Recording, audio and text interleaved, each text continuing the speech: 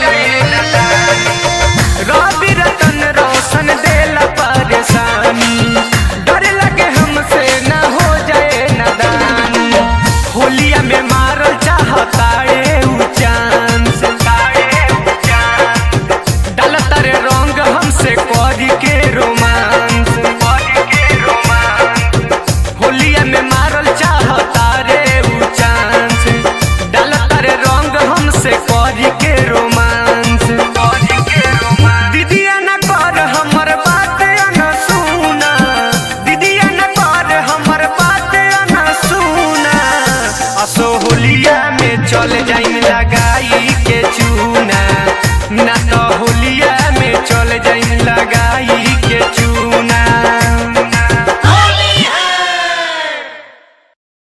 दीदिया न कर हमर बात न सुना, असो होलिया में चल जाई